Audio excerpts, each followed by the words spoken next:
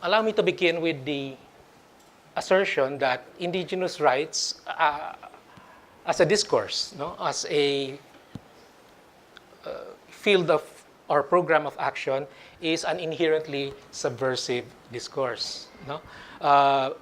Everything that we think of as the state or as elements of the state, people, territory, government, sovereignty, each of these elements are put into question by the aspirations of indigenous peoples or by the very presence or existence of indigenous peoples.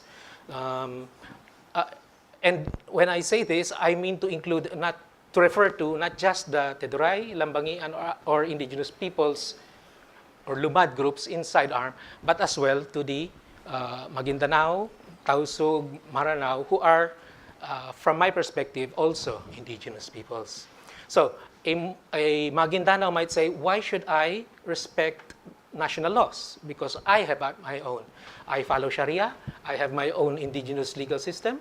No? So there is a understandable, appreciable interest in asserting local ways, local practices, local ideas, local systems of life, as opposed to that of the state, which is at the core of what we call self-determination. It is this assertion of what is ours and the right to select how your life is to be lived, how your lives have to be governed. Unfortunately, the state historically tends to react negatively towards assertions of self-determination. This is what Kleisters calls the state's dread of difference. Anything that is not approved by the state, anything that is alien, different from what is approved by law, is subject to suspicion, or even of violence. And historically, there was one anthropologist who said there have been more indigenous peoples who have been killed over issues of sovereignty, over issues of relations between their people and states than over all wars combined. It's a bold assertion. I do not know if it is truly accurate, but it underscores the fact that there is violence implicit or enacted between states and indigenous peoples. And this is what I'm referring to now as the vertical dimension of peace here in Mindanao and elsewhere. And that is precisely where we are now with the peace process. The vertical relations between Moro peoples, Maguindanao, Maranao, Tausug, etc., are being resolved through this vertical process of negotiation between the MILF in particular and the government of the Philippines. And then you have the transition from what was previously the ARMM to that of the Bangsamoro political entity.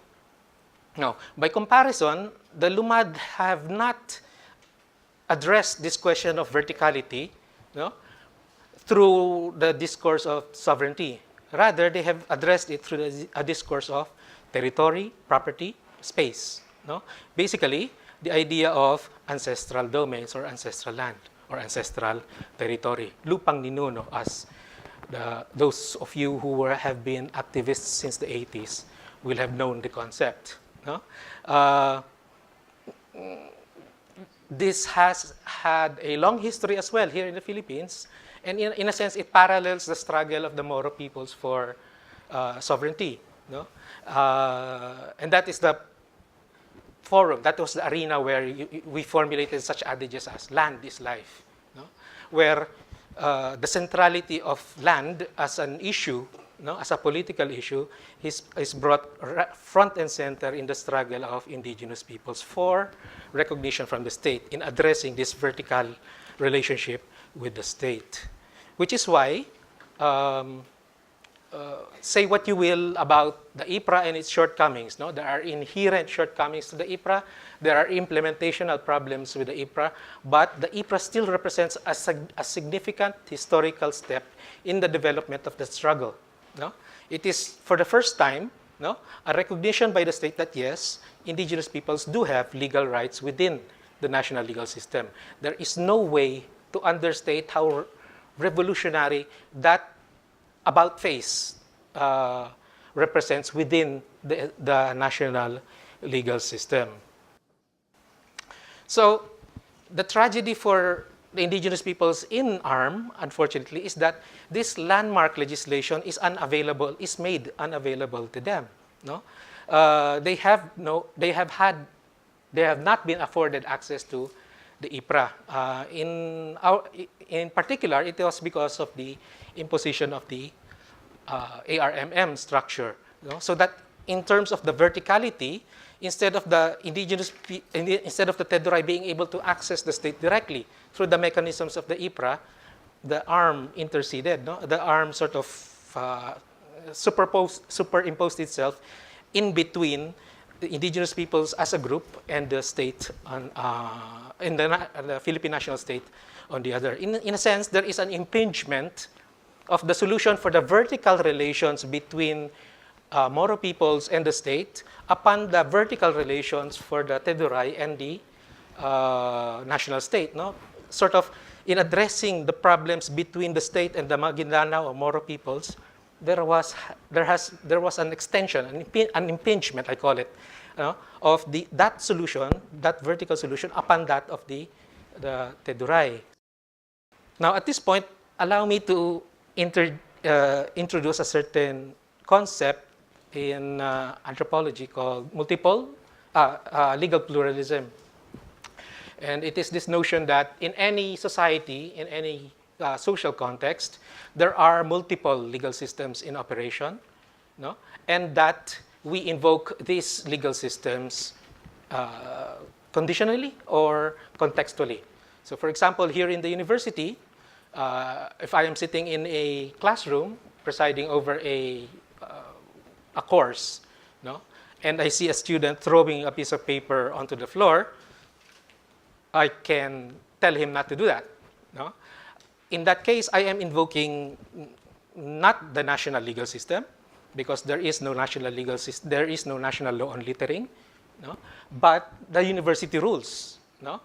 Which allow for authority of the faculty over students, and secondly, regulations over maintenance of order, maintenance of cleanliness within the campus.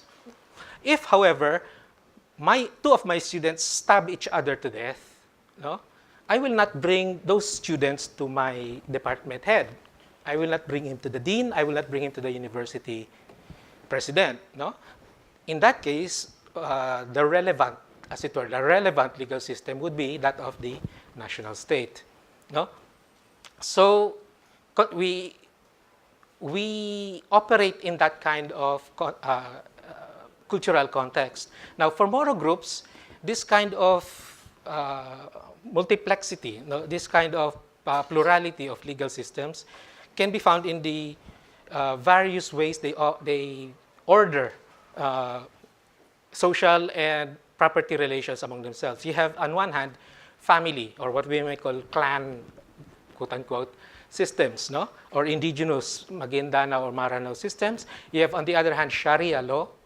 Then now you have the ARM as a system of law or governance. And then finally, you have the national legal state. At least, there are at least 4 legal systems at play.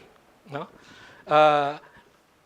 Now, for the state, as I said, the historical tendency of the state has been to resist that kind of plurality and to insist upon its own authority or power. However, in this case, in the case of the Maguindanao, the Moro peoples, no, they have accepted this situation that they need to recognize the Maguindanao rules, and yun na nga, they're trying to resolve these vertical relations between themselves through negotiation. The process entails the easing out of the state, no? So that as Sharia law is recognized, as local Maguindanao or Maranao practices are recognized, the state eases off, no? And asserts itself elsewhere. And that is the essence of the power sharing agreement. No? There are certain issues, there are certain matters that are being reserved exclusively for the Bangsamoro Authority. Others will be for the state, and others are co-held, no? Shared between the two political entities. Now, that brings us to another dimension of this whole peace process, and that is the horizontal. No, there is no denying that there are certain tensions between indigenous groups, Teduray, for example, and Maguindanao and other Moro groups in the area. I am not sure how intense, no, or how widespread that conflict or tension is, but it is there. There is no point in denying that it is a factor in local politics, regional politics, and in national politics. There are those tensions between Lumad and Moro individuals and communities.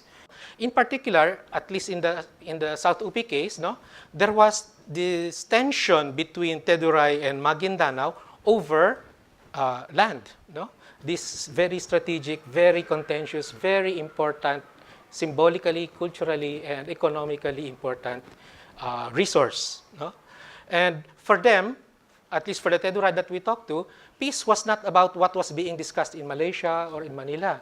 Peace was about resolving land conflicts, which was why they had Blay Eketab in South Upi. It's an effort to organize leaders of the Maguindanao and of the Teduray into a joint peace resolving or peace addressing body.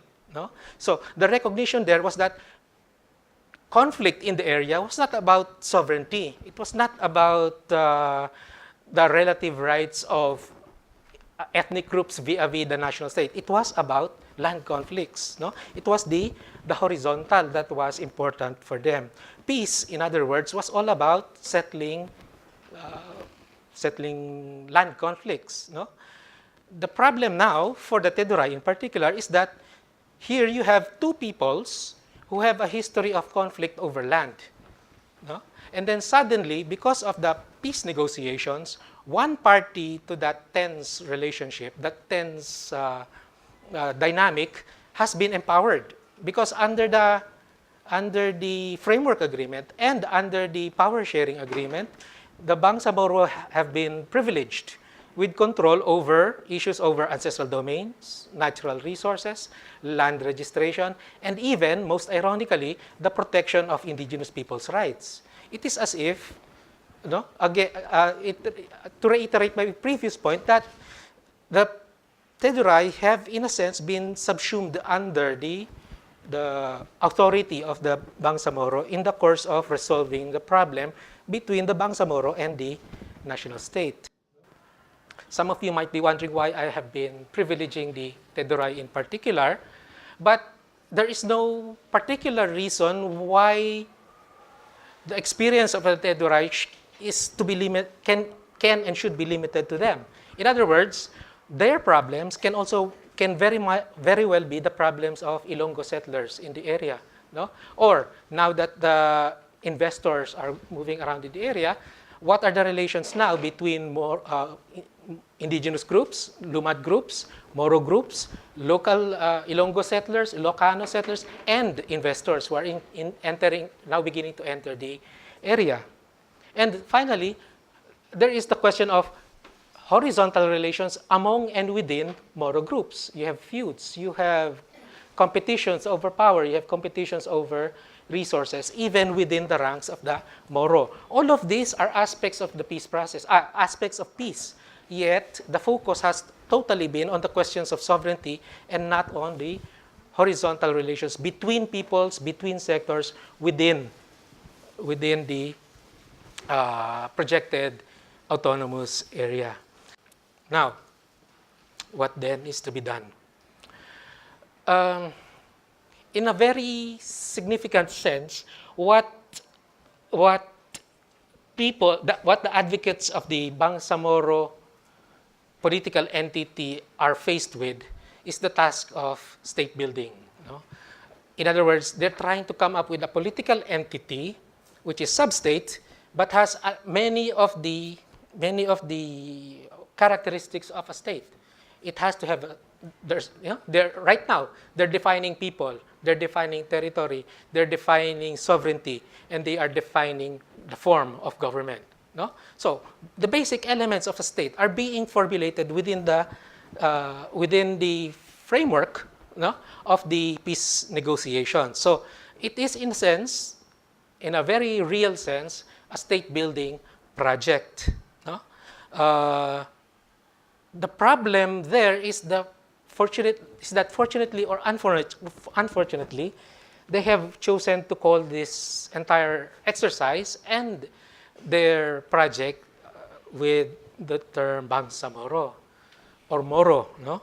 And that is unfortunately a very loaded term, a very frayed term, no? It has too many associations, negative and positive, for many people. For the Philippines, no, we have our own foundational myth. Myth not in the sense of a fantasy or a superstition, but myth in the sense of a unifying symbol, a unifying discourse. No? For the Philippines, it is this idea that because of our anti-colonial struggle, against Spain and against the United States, the Philippine Republic was born. Now, this is a discourse that a lot of people can buy into. Diba?